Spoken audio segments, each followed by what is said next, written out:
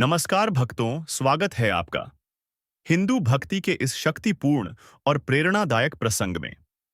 आज हम सुनने जा रहे हैं देवी दुर्गा की वह अमर गाथा, जो केवल एक युद्ध की कहानी नहीं, बल्कि शक्ति की विजय और अधर्म के अंत का प्रतीक है। यह कथा है महिषासुर मर्दिनी, यानी वह देवी जिसने अपने अद्भुत तेज से महिषासुर जैसे राक्षस का संहार कर धर्म की रक्षा की। भक्तों, सृष्टि के हर युग में जब भी अधर्म बढ़ता है, ईश्वर किसी न किसी रूप में प्रकट होकर संतुलन स्थापित करते हैं। त्रेता और द्वापर युग में तो विष्णु ने स्वयं अवतार लिए, लेकिन एक समय ऐसा भी आया जब देवता असहाय हो गए, क्योंकि एक असुर, महिषासुर, अत्यंत शक्तिशाली बन गया था। महिषासुर का जन्म हुआ था दानव महिष और एक अप्सरा के मिलन से। वह आधा मनुष्य, आधा भैंसा था। उसका शरीर बलशाली और मन अत्यंत चालाक। उसने कठोर तपस्या की और भगवान ब्रह्मा को प्रसन्न किया।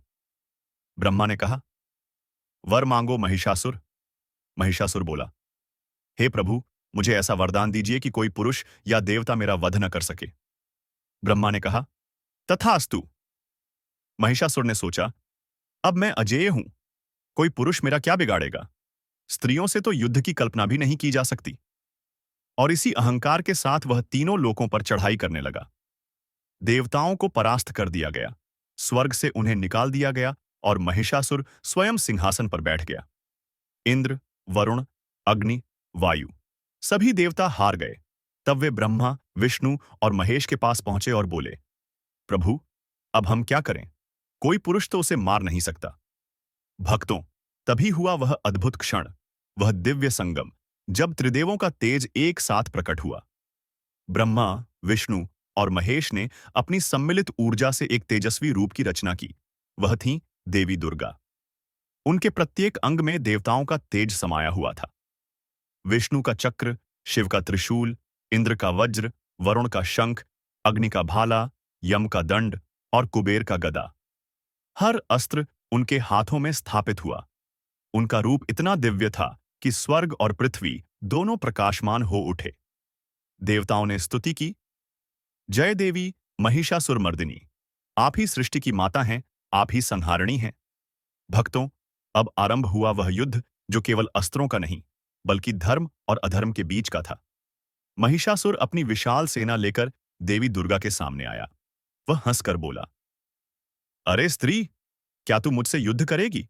तू तो सुंदर है, चल मेरे साथ रानी बन जा। देवी मुस्कुराईं। उनकी आंखों में करुणा नहीं, बल्कि अग्नि थी। उन्होंने कहा, महिषासुर, तेरे अंत का समय आ गया है। तूने देवताओं का अपमान किया है। अब इस सृष्टि से तेरे अधर्म को मिटाना ही धर्म है। युद्ध आरंभ हुआ। आकाश कांप उठा, पर्वत हिलने लगे। देवी के सिंह ने गर्जना की और महिषासुर ने अपना भैंस रूप धारण कर देवी पर आक्रमण किया। वह कभी भैंस बनता, कभी मनुष्य, कभी हाथी, कभी सिंह। उसका रूप बदलता ही जा रहा था, परंतु देवी की दृष्टि अटल थी। उन्होंने कहा, तेरे 1000 रूप भी सत्य को नहीं छिपा सकते। फिर उन्होंने अपने त्रिशूल से उसके हृदय को भेद दिया। महिषासुर गिर पड़ा और आकाश से आवाज आई, जय देवी दुर्गे, धर्म की विजय हुई है। भक्तों, इस विजय के बाद संपूर्ण ब्रह्मांड ने नारी शक्ति को प्रणाम किया। देवताओं ने कहा, आज हम समझ गए कि शक्ति केवल पुरुष में नहीं, बल्कि नारी में भी उतनी ही प्रखर है। देवी दुर्गा का यह रूप हमें यह सिखाता है कि जब अधर्म बढ़े तो हमें भी अपने भीतर की शक्ति को जगाना चाहिए। कभी कभी कोमलता ही सबसे बड़ी शक्ति होती है और अन्याय के विरुद्ध उठना ही सच्ची भक्ति है। महिषासुर मर्दिनी केवल एक देवी नहीं, वह चेतना है जो हर स्त्री, हर पुरुष, हर जीव के भीतर है। जब भी कोई अन्याय के विरुद्ध खड़ा होता है, वह उसी दुर्गा शक्ति का रूप धारण करता है। भक्तों, यही कारण है कि नवरात्र में 9 दिनों तक देवी के 9 रूपों की पूजा की जाती है। शैलपुत्री, ब्रह्मचारिणी, चंद्रघंटा, कूष्मांडा, स्कंदमाता, कात्यायनी, कालरात्रि, महागौरी और सिद्धिदात्री।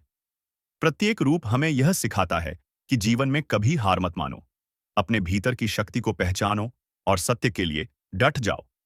देवी दुर्गा का आशीर्वाद यह कहता है, जब तुम सच्चे मन से भक्ति करते हो तो तुम्हारे भीतर भी वही शक्ति जागृत होती है जो महिषासुर का अंत कर सकती है। तो भक्तों, जब भी जीवन में संकट आए, जब भय हृदय को घेर ले, तो याद कीजिए, वह सिंह पर सवार मां दुर्गा, जो हर दुष्ट का अंत करती है और अपने भक्तों को शक्ति, साहस और विश्वास देती है।